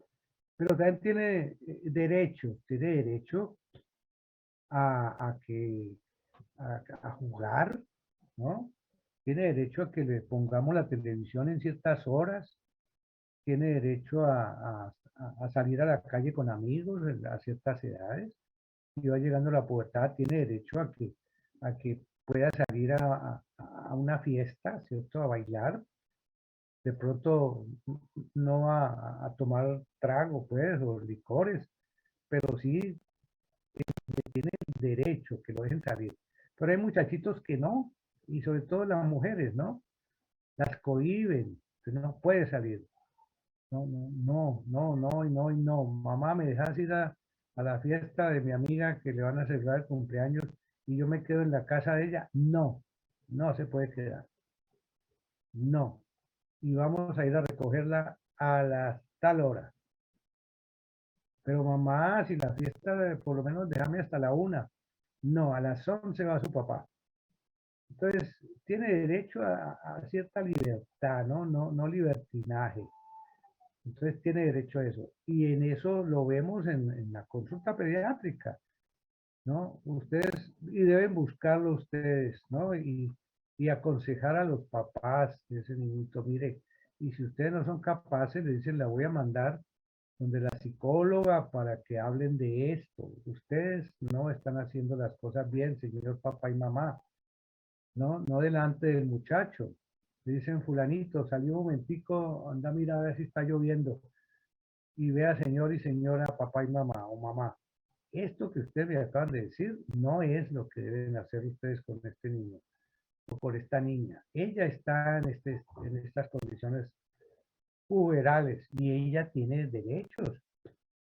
Los voy a mandar a que hablen con la psicóloga para que ellos, que son los que más saben y se dedican a esto, ¿no? Pero el médico debe por lo menos hacer el diagnóstico, saber a quién va a enviar y por qué. Bueno, el proceso tiene derechos pues en esto, en la organización social y derechos de niño. Y como conclusión de esta parte, es que el niño es un ser humano único e irrepetible. Y ustedes han oído mamás que dicen es que fulanito, Jaimito no es igual al hermano, que ese muchachito, el hermanito Carlitos es una dulzura, es un muchacho muy inteligente, es una personota. No, este es único. Jaimito nació así, rebelde, ¿no? Un poquito con menos capacidad cognitiva y es único y repetible. Y entonces el papá quiere hacerlo como Carlitos y por eso lo castiga a este pobre Juanito que es, que es diferente a Carlitos. Y eso lo ve uno en la consulta, ¿no? Por eso uno pregunta a la mamá cuando, ¿cómo va el papá y la mamá? O cómo va, ¿qué tal la relación del papá con Jaimito? Y ella dice, pues bien, pero él los quiere a todos, pero a Jaimito lo castiga mucho. Si quiere, se lo hago pasar, él está esperándome allá para que usted le diga que no le dé tan duro, pues, ¿no? Entonces, haciendo esas preguntas, ustedes en la historia clínica se dan cuenta de que ese muchachito pues está siendo maltratado, ¿cierto? Y que la educación que le están dando no es la correcta. Entonces es un niño irrepetible, que genera y capta sentimientos, con derechos y deberes, que crece y se desarrolla de acuerdo con su potencial genético, pero su dinámica interna y el aporte del el medio externo. Un niño que crece en una población de bandidos, pues llega a ser bandido, ¿no? Puede que no le estén diciendo, vea, sea bandido como su papá, pero él al ver la conducta de su papá y ver la conducta del medio donde está, pues llega a ser un bandido, ¿cierto? Él no quería hacer eso, pero el medio externo lo llevó a la pobreza y las costumbres, ¿no? Bueno, ¿qué es puericultura? Que es otro capítulo que está en el Niño Sano. Esto es para que lo vuelvan a leer allá que está más explícito, ¿no? Simplemente yo saco estas cosas y decimos algunas cosas, pero léanlo. Son capítulos interesantes, importantes, que no son áridos, ni que son pues para aprendérselos. Es como leerse un libro. El libro de Niño Sano es un libro. Es un libro como de una novela en el cual le dicen ustedes niño. Entonces, ¿qué es puericultura? Significa el latín pueri, que es niño, y cultura, que significa cultivo. Y entonces, ¿qué es el puericultor? El que se dedica a cuidar la salud del niño. ¿Y quién puede ser eso? Pues un pediatra, pero puede ser un médico general puericultor, ¿no? Yo soy médico general puericultor porque me he dedicado a esta parte, a cuidar el niño sano, a mirar sus conductas, a mirar su crecimiento y desarrollo. Ese es un puericultor. Materializa la propuesta de impulsar una cultura de la salud, ¿no? Sobre todo eh, promover la salud y evitar la enfermedad, ¿cierto? Actúa con base en reflexión crítica, teniendo en cuenta el contexto del niño, el joven y su familia, acompañando de una manera inteligente y afectuosa al niño durante el proceso de crecimiento. Esto lo hace, pues, posiblemente la mayoría de las veces el pediatra, ¿cierto? Pero muchos pediatras se dedica a la enfermedad. Mientras el niño no esté enfermo, pues no me lo traiga, señora, ¿cierto? Si no está enfermo, si está sano, pues no me corresponde a mí porque yo soy médico de niños enfermos. Pues no, la pediatría es para niños sanos y el médico general debe ser para niños sanos, familias sanas, ¿cierto? Por eso hay la especialidad de médico familiar que tiene que ver con el niño, con la familia y con el anciano. Médico familiar ve esas tres características. La puericultura entonces se divide en preconcepcional, concepcional, prenatal, que es la misma, acá la prenatal, y la postnatal, ¿cierto? La natal y postnatal, aquí falta la natal en este cuadro, pero este es tipo de puericultura. ¿Cuál es la puericultura preconcepcional? Ustedes ven aquí que están anillos de compromiso. O sea, antes de comprometerse a tener hijos, ¿no? Es elegir la pareja, elegir profesión, ¿qué voy a hacer? ¿Cómo voy a sostener un hogar? Yo no sé nada, yo no trabajo en nada. Y entonces, ¿voy a tener hijos? Pues sí, me gustaría, ¿no? Y si dice que sí le gustaría, pues ¿cuántos? Pues no, yo no doy sino para uno. Como cuando uno ve una pareja y dice, bueno, ¿y esto cómo así que esa señora se embarazó ya? ¿De dónde van a tener un niñito en buenas condiciones? Entonces es una cultura preconcepcional, que las parejas se den cuenta de esto, ¿no? Y en esa cultura preconcepcional influye las vivencias de juventud y la niñez, ¿no? Uno cría a los hijos tal como lo criaron a uno. Se dice que un hijo maltratado será un padre maltratador. Hijo maltratado será un padre maltratador, ¿no? Un hijo, un muchacho que nació y se fue bien criado, va a criar a sus hijos en la misma forma. Les va a dar todo lo que tienen derecho, les va a dar educación y los va a llevar a ser profesionales, ¿cierto? Bueno, entonces esa preparación es entre la pareja, antes de tener la concepción, antes de tener, de embarazarse, ¿cierto? Es una puericultura preconcepcional que la puede hacer el médico general o el psicólogo, ¿cierto? Bueno, es una preparación biológica, psicológica y social de los futuros padres, ¿no? Concepcional, cuando ya van a tener los hijos y ya se hizo la concepción del niñito que está aquí en los espermatozoides, el muchachito ya. Una concepción sana, que se ha concebido en las mejores condiciones, que la mamá esté preparada psicológicamente. Es que yo quedé embarazada, pero yo no quería. Yo no quiero tener este hijo. O si lo tiene, no lo va a tratar bien. Por eso en la historia dice aceptación del embarazo de parte, no de la familia. La familia está feliz que quedó Juanita embarazada, pero ella no quería ni quiere, ¿no? De modo que es la mamá la que debe estar alegre porque está embarazada, ¿no? Entonces, es una preparación también de eso. Y que no esté enferma.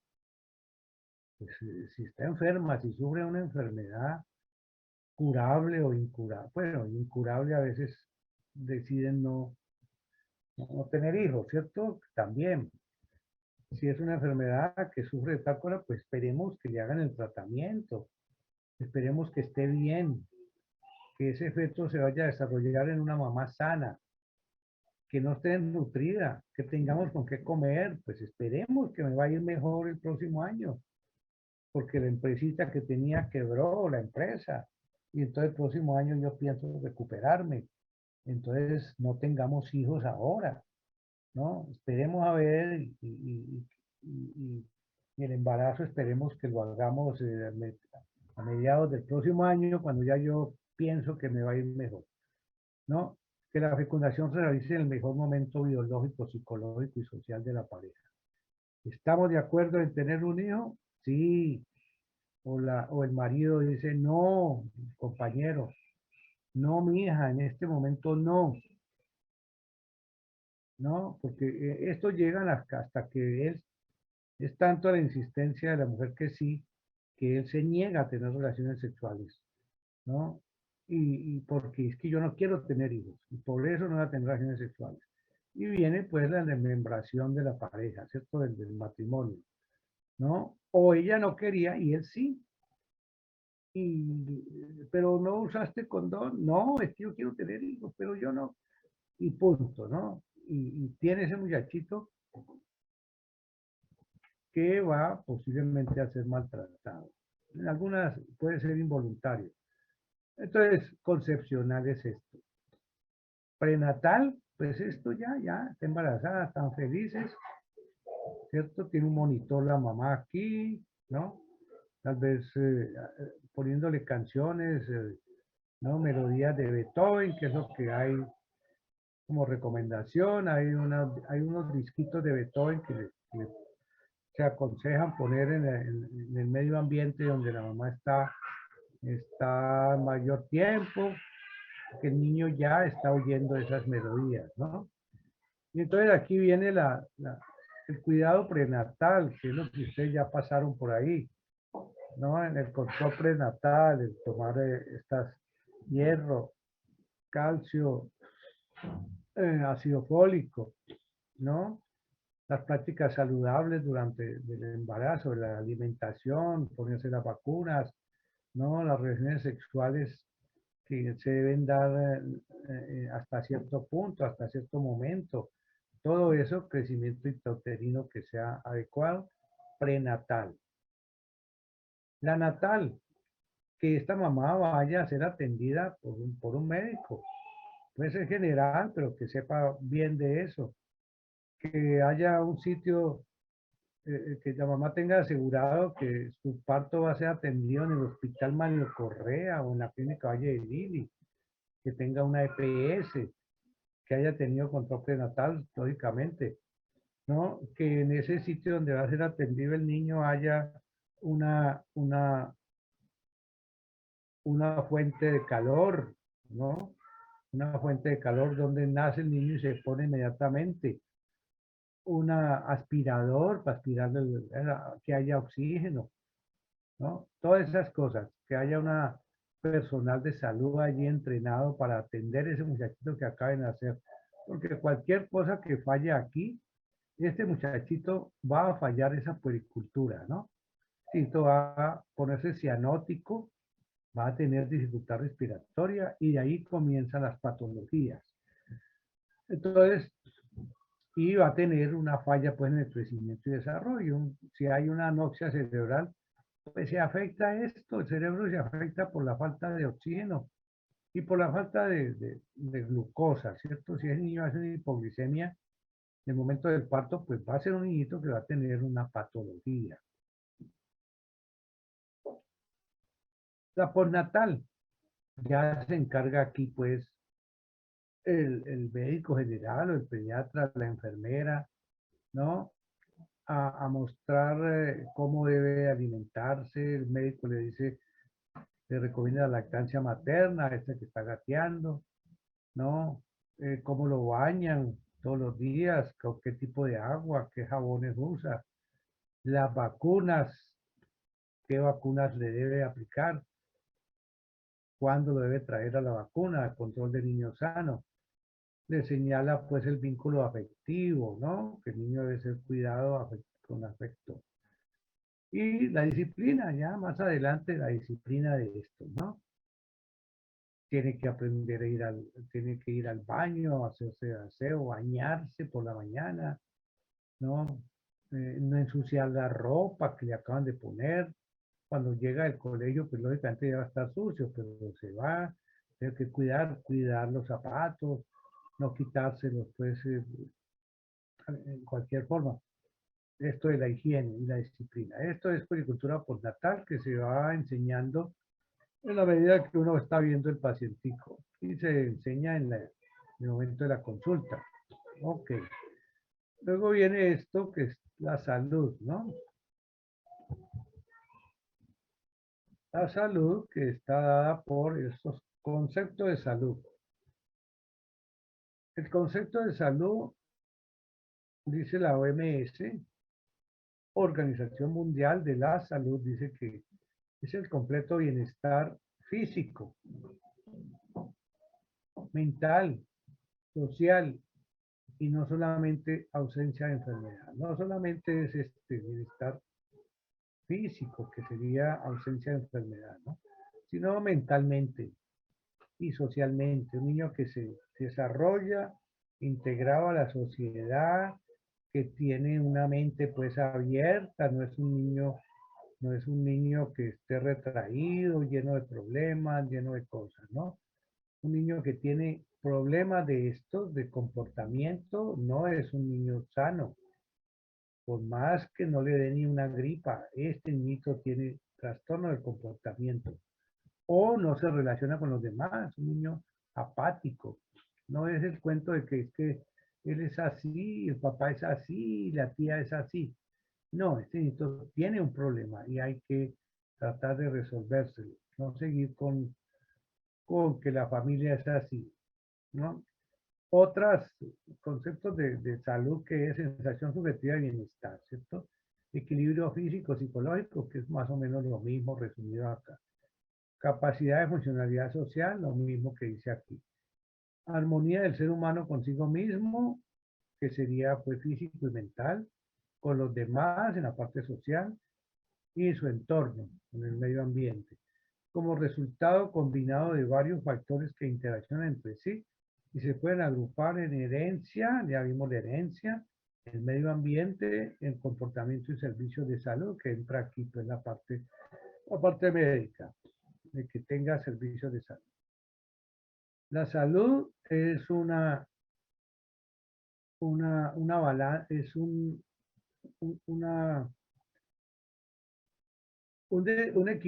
desequilibrio aquí, pero a favor de la salud, ¿cierto? De factores protectores que pueden más que los factores de riesgo que están acá que causan la enfermedad. Factores de riesgo causan enfermedad, pero la salud tiene factores protectores que hacen que esta balanza esté a favor, por encima de esta, ¿no? Y el proceso de construcción permanente por medio, ¿cómo se hace esto? Con promoción y prevención de la salud. ¿Qué es promoción de la salud? Pues promoción de la salud es la acción dirigida a proporcionar a los pueblos los medios necesarios para mejorar su salud y ejercer un mayor control sobre la misma. Eso es promoción de la salud. Son términos de salud pública que fueron esta conferencia de Canadá en el año 86, ¿no? Son salubristas que determinan estas pues estas conclusiones, ¿no? ¿Qué es salud pública? ¿Qué es promover la salud? Es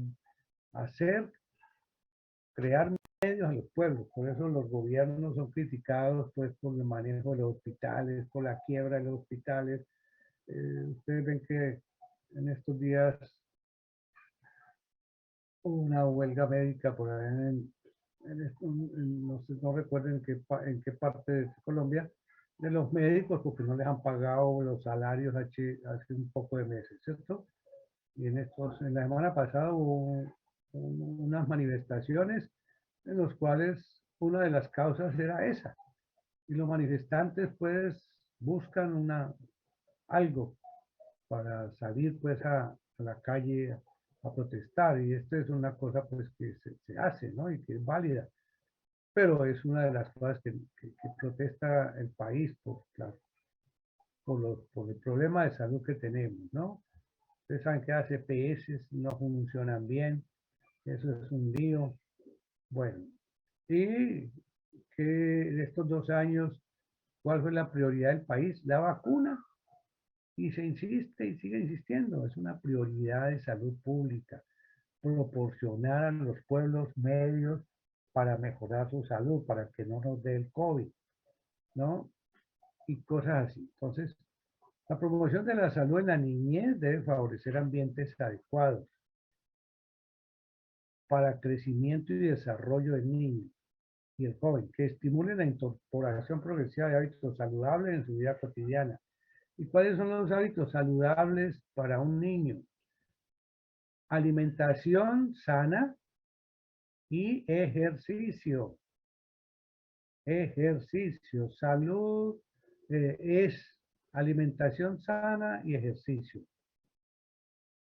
Promueven hábitos saludables en la vida cotidiana que favorecen la promoción de la salud, ¿no? Favorecen la promoción de la salud. Un niño que come bien, hace ejercicio, pues previene muchas patologías, ¿cierto? Estimula su sistema inmunológico, ¿no? Duerme bien y estimula pues que el sistema inmunológico se despierte. Come bien, pues si está desnutrido el sistema inmunológico se deprime y va a ser presa de infecciones. No es que le vamos a quitar las infecciones porque es imposible, pero no se va a complicar. Mientras que le da una gripa, pues no se le convierte en neumonía, como si se le convierte en neumonía a un desnutrido, porque no se está defendiendo. O sea, esto es básico. Hábitos saludables de salud, ¿no? Ok. Hay unos requisitos para que uno diga que hay salud, ¿no?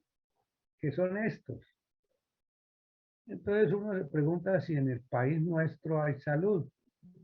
Se puede decir que somos un país sano. No. ¿Tenemos paz? No. ¿Cierto? Todos los días vemos que la violencia, la guerrilla, todas estas cosas que matan gente, que secuestran, que a los niños se los llevan por reclutamiento forzado, ¿cierto? Muchas cosas, no tenemos paz. Educación, mucho niño que no tiene derecho, que no tiene lugar a educarse, ¿cierto? No tenemos educación para todo el mundo. El que puede, que tiene con qué entrar a la universidad, pues ahora de pronto van a entrar más por aquello de la matrícula cero, pero no estamos bien. O sea, no tenemos tampoco salud. En vivienda, ¿cómo estamos? Mal, ¿cierto? Gente viviendo debajo de los puentes, en cambuches, ¿no? Alimentación, tenemos unos grados altos de desnutrición agravados por la pandemia, porque la gente perdió el trabajo, porque el campo no pudo suministrar los alimentos a la población. No tenemos esto, entonces no tenemos salud. Los ingresos bajos, ¿cierto? Y gente desocupada que no perdió el trabajo o nunca lo ha podido conseguir. El ecosistema estable tampoco, ¿no? Tenemos un ecosistema, ustedes han visto en estos días las inundaciones, ¿no? Que arrasan cultivos, ¿no? Nuestro ecosistema pues es más estable que muchos otros países, ¿no? Donde hay terremotos a montones y hay incendios como en Estados Unidos, pues que tiene un ecosistema tan variable, hay huracanes y hay incendios. De modo que los ecosistemas no son buenos. Y esto debido pues a lo que se llama el cambio climático producido por el hombre, ¿no? Esto, ecosistema estable. Conservación de los recursos, tampoco tenemos. ¿Se han visto ustedes esto de la minería ilegal, ¿no? La destrucción de los bosques, en la parte de las selvas amazónicas, que se ve más pues en el Brasil, ¿no? Que han destruido el Amazonas. Nosotros tenemos también este problema. Justicia social, poco también, ¿no? Pero hay pobreza, hay poca justicia social. Equidad, pues menos, ¿cierto? Hay unas brechas entre ricos y pobres, unos muy ricos y la mayoría muy pobres, ¿no? Tenemos pobreza, o sea que Colombia no tenemos salud. Somos un país que nos falta mucho para llegar a esos estándares que han llegado muchos países, sobre todo países europeos, ¿no? Cuando ustedes ven que en el mundo pues se repite todo esto, no es Colombia, es el mundo. Aquí hablamos de conservación de recursos, de ecosistema en el mundo, alimentación, si ustedes ven en el África o en regiones del Asia donde la gente se muere de hambre, ¿no? De vivienda, de educación en muchos países y países en guerra todos los días durante muchos años, ¿no? Entonces nuestro mundo no tiene salud. Algunos países que se dice que son los más avanzados y que tienen sistemas de salud e ingresos, trabajo y ecosistema mejores, algunos países europeos, ¿no? Suecia, Escocia, estos países nórdicos, pero son países de poca gente, ¿no? Nosotros tenemos 50 millones de habitantes, la India tiene 1.400 millones, ¿no? En una pobreza tremenda, ¿cierto? Bueno, entonces somos un mundo sin salud. La promoción de la salud, ¿qué programas hay, cierto? Hay este programa que es crianza humanizada. Es una aplicación de la puericultura de acompañamiento ético y respetuoso de los derechos y deberes del niño. La crianza humanizada pues es promovida sobre todo por la Universidad de Antioquia. Yo tengo, voy a ver si lo tengo a la mano, para ver que si hacemos algo, ¿cierto?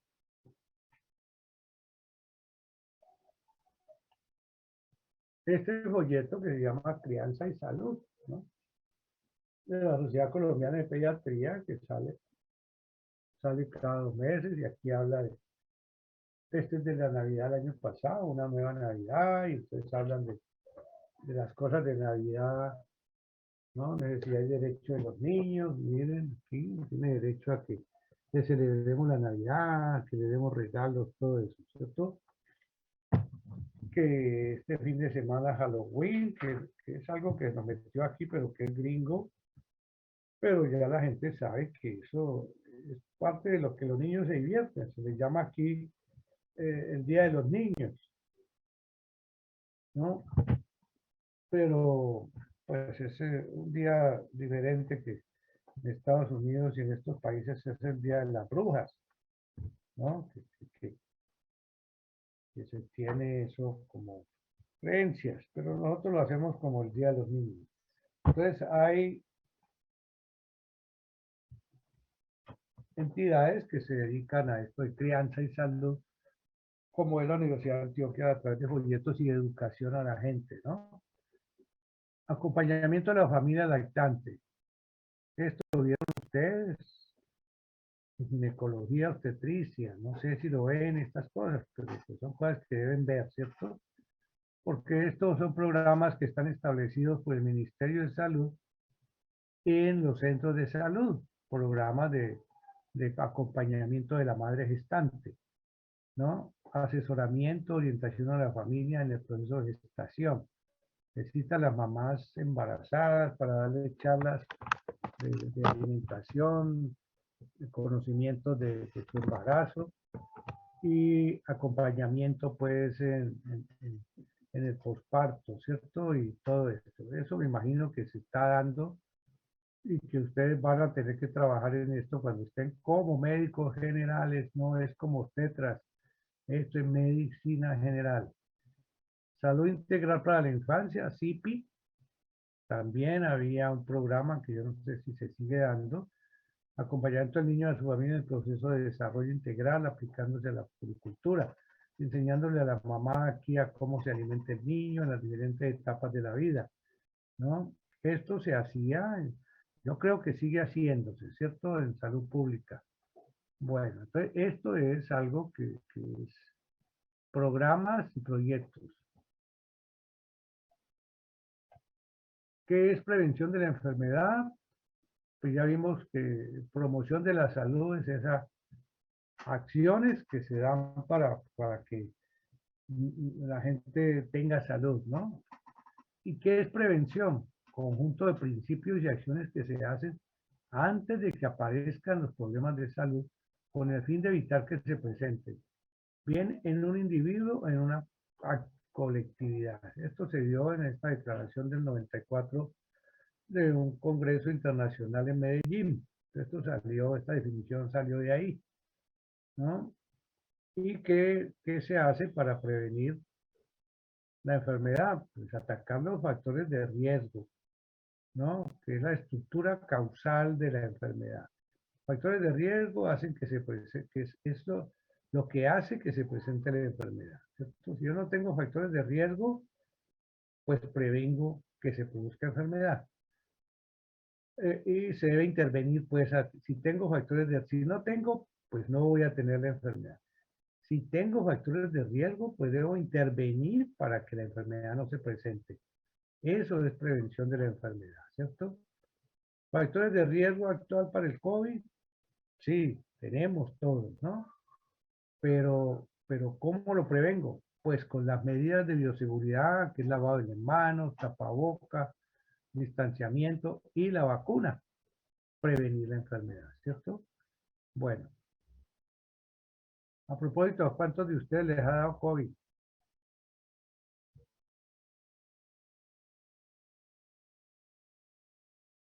Estoy solo, ¿no? Estoy hablando solo porque parece que no. Pues, profe, a mí me dio No, COVID. profe. ¿A cuántos? A mí. ¿Estando vacunado o sin vacuna? Estando vacunado, pero lo único que me dio fue que se me quitó el olfato. Bueno, es que les digo que a mí me pasó lo mismo. Estuve vacunado a principio del año, en abril, y a mí me dio COVID en junio. Y también no me dio, me dio pues las síntomas generales de decaimiento, malestar y tos intensa, pero afortunadamente no pasó a más, ¿no? Lo que le queda a uno después de eso es como un dolor muscular que apenas se me está desapareciendo, ¿no? Como que hago ejercicio y ya me resiento. pero afortunadamente ya me está pasando. Lo comprobé ayer en la clase. Les pregunto porque ayer comprobé que ya me estaba pasando esto, ¿no? Porque con tapabocas pude hablar sin tener que agitarme. En los primeros grupos me agitaba, ¿cierto? Y por eso preferí estar en el segundo piso del bloque 2, porque las clases en el quinto piso, pues a mí no me gusta coger ascensor y entonces me iba a pie por las gradas y resulta que llegaba pues agitadísimo. Entonces, pero ya eso está pasando. Bueno, entonces la prevención de la enfermedad está, ¿cómo se previenen enfermedades? A través de los avances, eh, la tecnología y los estudios epidemiológicos. Estas diapositivas se me dañaron y no sé por qué, ¿no? Esto estaba bien, se veía bien las cosas, pero aquí me apareció el color amarillo que no deja ver. Entonces, avances en la tecnología y los estudios epidemiológicos hacen que se prevén, son elementos que previenen las enfermedades, ¿cierto? Y qué enfermedades sobre todo son prevenibles aquí, ¿no? Enfermedades, ¿qué dice ahí? Enfermedades perinatales, las enfermedades perinatales, ¿cierto? ¿Cómo se previenen? Con una atención adecuada al parto y buenos programas de consulta prenatal. Con esto se previene lo que decíamos ayer, mortalidad materna, que debe ser 0. Atención adecuada al parto y buenos programas de consulta. Eso es prevenir la enfermedad, ¿no? ¿Cómo se previenen enfermedades respiratorias? Pues mejorando la calidad del aire, la buena alimentación, mejorar la vivienda, la educación y las inmunizaciones, que es lo que vimos antes como elementos de salud, ¿cierto? ¿Qué es salud? Pues tener esto bien, sobre todo para enfermedades respiratorias, ¿no? Y a través de los estudios epidemiológicos y de los avances científicos se esclarece la causa de las enfermedades, se esclarece esta causa y se toman acciones efectivas y eficaces para prevenir la enfermedad, ¿cierto? Esta es la ecuación que nos lleva a esto, ¿no? Avances científicos, estudios epidemiológicos, me esclarecen por qué está la enfermedad, qué la produce y me lleva a buscar las medidas efectivas. Bueno, y decíamos que las enfermedades respiratorias se previenen con esto. Y las enfermedades, la enfermedad diarreica se previene con una práctica de crianza, que los niños se laven las manos, que tomen agua potable, que no tomen agua de cualquier parte. Las inmunizaciones contra el rotavirus, que son los que causan la mayor parte de las diarreas en niños, sobre todo en niños menores de 6 meses, por eso se pone la vacuna contra el rotavirus a esa edad. Enfermedades como el cólera, que se da en estos hacinamientos, en estos migrantes, en estos venezolanos que viven en carpas, en estos indios que estaban en Bogotá desplazados y viven en carpas. Allí el peligro es que se desarrolle un cólera, que es una enfermedad que mata gente, ¿no? Que se desarrolle sarampión en estas comunidades que viven hacinadas. Promoción de la higiene, ¿no? Que haya acueducto, que haya evacuación de las excretas en forma adecuada. Mejoramiento de la calidad de agua, ya dijimos esto. Entonces, esto es prevención de la enfermedad. ¿Cómo se hace? Bueno, los niños en salud tienen un derecho natural. Tienen derecho a que no se enfermen, o sea, estar en salud, para poder que crezcan integralmente, biológica, cognitiva, psicosexual, psicosocial, ¿no? Y esto es favorecido por el adulto. ¿Cómo? En nuestro caso, llevando el niño al control del niño sano, que es una consulta que se da en todos los centros de salud y que se cita a las mamás, ¿cierto? Pero hay mamás que no van, porque yo no lo llevo sino hasta que esté enfermo. Si no se ha enfermado, ¿para qué diablos lo voy a llevar a perder tiempo? Pues no, el centro de salud debe promocionar esto y en muchos países esto es obligatorio, ¿no? Tiene que ir, porque sí, entre nosotros no es obligatorio, ¿no? Y mucha gente no va al control de crecimiento y desarrollo. El derecho social, el niño es un sujeto de derecho, es un agente de desarrollo porque el niño va creciendo, se desarrolla y se forma un profesional, constructor de democracia también. Este niño puede ser un dirigente político que llegue a ser un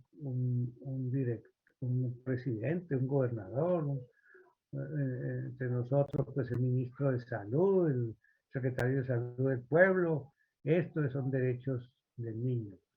Y el derecho legal eh, aprobada, aprobada pues en la Convención de Naciones Unidas sobre Derechos del Niño, tiene derechos legales, derecho a disfrutar al más alto nivel posible de la salud y a servicios médicos. Esta salud es un derecho, ¿no? Pero entre nosotros muchas veces no se cumple, ¿no? No, siempre se exige, a pesar de que está estipulado que los niños menores de 1 año no pagan consulta y pueden ser llevados a cualquier parte, que están afiliados o no afiliados, que tienen carnet o no, los niños tienen derecho. O sea, usted no puede rechazar en un hospital a un niño enfermo o un niño que va a la consulta porque no tiene carnet o porque no tiene plata. Tiene que atenderlo, ¿cierto? Y velar durante ese primer año por él, poniéndole la vacuna gratis y todo eso. Son derechos legales que tienen los niños, ¿no? Bueno, no sé, pues esto se me dañó, ¿no? Se me dañaron, no sé por qué. Bueno, el proceso de salud, pues la concepción favorece la salud. Una mala concepción, como vimos inicialmente, ¿no? Una puericultura preconcepcional mal hecha, pues favorece, si está bien hecha, favorece la salud, si está mal hecha, favorece la enfermedad. El medio ambiente y el comportamiento donde se críe ese muchachito también favorece que ese niño o sea sano o sea enfermo. Y la puericultura en general, pues favorece que sea sano, ¿no? Entonces, es una relación de todos estos factores, ¿no? Factores de riesgo, factores protectores. Es una puja entre esto. Salud, ¿no? Es una relación dinámica entre factores protectores, factores de riesgos que llevan a enfermedad y factores protectores que llevan a salud. Entonces, esa relación dinámica se mantiene en todo niño. ¿Y qué hace el médico? Pues tratar de dar factores protectores, de enseñar, ¿no? Y mostrar qué factores de riesgo tiene ese muchachito para enfermarse. Por eso en la historia clínica dice cómo es el medio ambiente donde vive, cuántas personas viven con él, en cuántas habitaciones, porque el hacinamiento es parte de factor de riesgo para enfermedad. Si dentro de la familia hay alguien que fume cigarrillo, factor de riesgo para patologías respiratorias, ¿no? ¿Qué animales hay? ¿Están vacunados? Factores de riesgo para enfermedades transmitidas por el gato, como es la toxoplasmosis, ¿no? Por la rata, la leptospirosis, por los perros, ¿no? La rabia, por el murciélago, ¿no? La rabia y muchas otras, como fue el COVID, ¿cierto? Entonces, el médico tiene que estar aquí, enseñando factores protectores y señalando factores de riesgo. Señora, no haga esto. Señora, haga esto. ¿No? Y con eso hace que se priorice la salud en contra de la enfermedad. Entonces, este cuadro quiere decir eso, ¿no? Bueno, evaluación de las demás metas. Bueno, salud y autoestima. Es en la medida en que se quieran a sí mismos. El niño, la persona debe quererse a sí mismos, Si ustedes no se quieren a ustedes mismos, pues están fregados, están llevados, ¿cierto? Uno debe quererse a uno mismo. Me quiero yo mismo y por eso mi autoestima es alta y me cuido, salud, ¿no? Salud. Hacer de autonomía biológica, autonomía cognitiva, desarrollo intelectual, autonomía afectiva, debe tener el niño esta autonomía que le va dando la familia en la medida que el niño crece, ¿cierto? Le va dando autonomía para la parte biológica, que él pueda ir al baño solo y que se limpie, ¿no? Que adquiera conocimientos, ¿no? El desarrollo intelectual, que tenga afectos cuando ya está más grande, es un adolescente que sienta pues ya la necesidad de pareja, de por lo menos tener una persona del otro sexo para hablar, para conversar, para salir, ¿no? Autonomía social, que pueda ir a una reunión, a una fiesta con los compañeros, ¿no? Eso es salud, ¿cierto? Y creatividad, que el niño pueda tener alternativas para ser creativo, ¿no? Déjeme a mí que yo sé que yo puedo hacerlo, ¿no? Eso es salud. No que todos se lo hagan, ¿no? Muchas mamás les hacen las tareas a los muchachitos, tareas simples, no los dejan. No, usted tiene que sacar una buena tarea. Y la profesora se da cuenta, esa tarea la hizo su mamá. El muchachito dice, sí, ¿no? No, dañarle la creatividad, uno dejar que el niño haga las cosas que él se imagina. Si le mandan en una tarea de la escuela, haga un paisaje, pues hágalo. Dígale usted cómo es un paisaje o qué quiere decir eso, pero no es hacérselo, ¿no? Y esto sucede mucho en la consulta, ¿cierto? Mamás que una las ve que son sobreprotectoras y que todo se lo hacen, ¿cierto? Yo tengo una familiar que es así que se le critica porque la abuela es la que le hace todo y uno dice, pues qué gracia y saca el muchachito cartones después de excelencia por creatividad en el jardín y resulta que eso no es de él, eso lo hizo la abuela. Y esto se detecta en una buena historia. Todo esto que hemos dicho se detecta en una buena historia. Y aquí no hemos hablado de bronconeumonía, ni cómo se maneja la meningitis, ni nada de esas cosas, ni cuál es el tratamiento y cuántas dosis. Es niño sano, historia clínica, cómo se debe enfocar una historia clínica, ¿no? Con base en el niño sano. La felicidad, pues disfrutar en familia, ¿no? El niño, el diario vivir, el estudio, el trabajo con los seres humanos, ¿no? Solidaridad, desarrollar salud social, que el niño sea solidario, que ayude a los demás, ¿no? Que sea, como dicen las palabras que siempre se oyen entre niños, es que él no es, no colabora, ¿no? Un niñito hay que enseñarle a que el amiguito también juega y que si llega a la casa de él debe prestarle los juguetes, ¿no? No es que no, escondan los juguetes porque viene Juanito y se los daña. No, viene Juanito y ahí están los carros de control remoto para que jueguen con él. O el carrito de madera para que salgan por aquí con esa cuerdita de arrastrar el carrito. Entonces, eso es solidaridad, ¿no? Que si el compañero, mire, que en esto fallamos a nivel de los estudiantes nuestros, ¿no? No hay solidaridad. Yo he tenido casos de estudiantes que se hospitalizaron, ¿no? Y me han llamado a mí, estoy hospitalizado, no puedo ir tengo tal cosa. Y ir yo al salón y preguntar, ¿alguien sabe de fulano de tal qué le está pasando? ¿Por qué no vino? Porque es que hace 2 días no viene. Ninguno. Bueno, debe ser que está dormido y que está. No, hombre, les digo yo, está hospitalizado, hombre. ¿Cómo le falta esa solidaridad? Y eso se ve mucho en nuestros estudiantes, no son solidarios. Pregunta uno por alguien y no, se le murió un hermano y qué, no, pues yo no sé, le gusta faltar, pues ¿Y ustedes lo llamaron a decirle, hombre, lo sentimos mucho? No, ninguno, no, eso es el asunto de él, nosotros, pues él es del grupo, pero nadie se relaciona con él, ¿no? Eso es falta de eso. Y el colombiano tenemos eso, ¿no? Tenemos una falta de solidaridad con los demás que es rampante, ¿no? O sea, se ve mucho, ¿no? Salud como meta integral, entonces construcción de la salud es un proyecto de vida que se constituye la mejor manera para tejer resiliencia, ¿cierto? Uno debe luchar por la salud, tratar de ser saludable, no enfermo, pero hay gente que le gusta estar enferma, ¿no? Y que se jacta de que es que yo me mantengo enfermo, o le ponen enfermedades a los niños, le ponen enfermedades a los niños.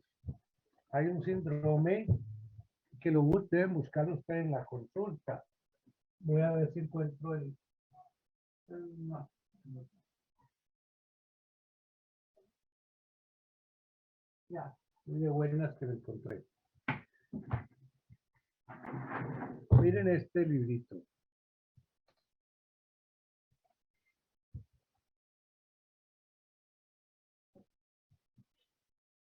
Aprendas esa palabra.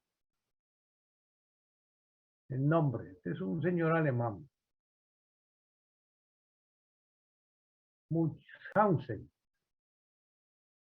Era un varón alemán. No es que escribió el libro, sino que aquí están las aventuras de Munchausen. Y hay un síndrome que se llama el síndrome de Munchausen, que muchas veces lo puse yo en consulta externa en el Hospital Mario Correa, ¿cierto?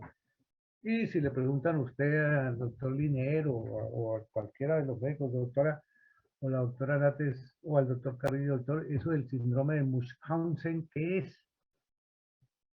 Pues el síndrome de Munchausen es esas mamás que le ponen enfermedades al niño. Lo llevan por unas consultas que el niño no tiene. Uno se vuelve loco a veces buscando cuál es el problema. Yo me acuerdo de una niñita con un dolor abdominal que la mamá iba y decía, ¿no? Y uno tenía que creerle, que la niñita sufría unos dolores intensos, que lloraba, que no sé qué. Y uno la examinaba, nada, ni siquiera decía que le dolía, ¿no? Decía uno, será algún problema ginecológico, una niñita grande ya preadolescente. Ginecólogo la examinaba, nada. Gastroenterólogo, nada. Y terminamos diciendo tiene el síndrome de Munchausen, porque la mamá era la que le ponía la enfermedad. Hay mamás felices en decir que no, el niño está enfermo, no puede ir a la reunión del compañerito, ¿no? Y le hace ver al muchachito que está enfermo, ¿no? Le mete en la cabeza, es que usted, mi hijo, está enfermo. Usted no puede salir porque este muchachito repite eso. Yo, Juanito, ¿por qué no viniste a la fiesta? Porque estaba enfermo. Y ni sabía que estaba enfermo, ¿no? Entonces, eso se llama el síndrome de Munchausen, que es una anécdota de un tipo que decía que tenía aventuras inventadas, ¿no? Inventaba cosas y eso era una aventura que la contaba a los amigos. No, es que yo ayer hice esto, esto. Y se inventaba muchas cosas y ese es un síndrome que es parte de los diagnósticos. Se puede poner ese diagnóstico en una historia, síndrome de Munchausen. Y el pediatra sabe qué es eso. Y ahora ustedes como médicos generales van a saber qué es eso. Y pregúntele a uno de los doctores allá, ¿no? Le preguntan, doctor, eso del síndrome de Munchausen, ¿qué es? Y el pediatra debe saber, ¿cierto? Bueno, porque se presenta en historia clínica. Eso no es inventado, es cuando usted, la mamá, comienza a hablarle de enfermedades de ese muchachito que llega uno y cae en la otra y que ella le da remedios para todo, porque lo vi como enfermo y entonces le da doles, que lo vi como decaído, no lo mandé al colegio porque es que lo vi enfermo y le inventa cosas, ¿no? Bueno, eso es eso. Y no más por hoy. Ahora les envío ya el cronograma completo y en la semana, al final de la semana les envío todas las 5 semanas programadas en las cuales están los temas que van a dar. ¿Quiénes son? No tenemos mucho tiempo para estos temas. Y los pongo de a 3 para que nos rinda, ¿no? De a 3 por tema, para que rinda pues los temas que tenemos distribuidos entre ustedes 18, que es más fácil que los grupos pasados que eran 23, ¿no? Pero tenían 6 semanas. ¿Alguna pregunta? No, profe, muchas gracias. Entonces nos vemos ya mañana, ¿no? ¿Ve? Así mañana sí. Con el tema de crecimiento. Eso está en el libro de IEPI, evaluar el crecimiento del niño, búsquenlo para que vayan viendo qué es lo que vamos a hacer. Y es lectura de lo que dice allí y yo ir explicando, ¿no? Pongo a leer y ustedes, yo explico lo que leemos, ¿no? Es un ejercicio así, que así se hace cuando uno va al curso de IEPI, que son cursos que hace uno de estos. Yo hice como 3 cursos, no porque hubiera perdido el curso, sino porque era actualizando las cosas. Y entonces es un monitor, uno lee y el monitor explica y se hacen talleres, a ver, hagamos esta tarea, por eso el libro tiene ejemplos y entonces le ponen a uno el ejemplo y uno trabaja sobre el ejemplo, que es una historia clínica. Esa es cuando ustedes vayan a entrar a hacer pediatría en alguna de las facultades de medicina, les van a dar IEPI por 2 meses, como es lo que hacen en la Universidad de Antioquia. Y cuando estén trabajando en un rural, la Secretaría de Salud les dice, doctora Luisa, tiene que asistir la próxima semana a Cali porque se le va a dar el curso de IEPI, obligatorio, ¿no? Para allá vamos a mandar en su reemplazo a la doctora Daniela, porque ella ya hizo el curso, y usted que está haciendo rural en Restrepo Valle, se me viene para Cali, para toda la semana. Eso es 7 de la mañana hasta 7 de la noche. Curso de IEPI. Ok. Bueno, entonces nos vemos mañana. Listo, Lean, profe, pues, gracias. traten de Gracias, mirar profe. traten de mirar en el libro. Simplemente buscan IEPI, libro clínico 2010 o 2016. Y ahí está el capítulo y lo leen, ¿no? Bueno, hasta luego pues. Hasta luego, Hasta luego, profe.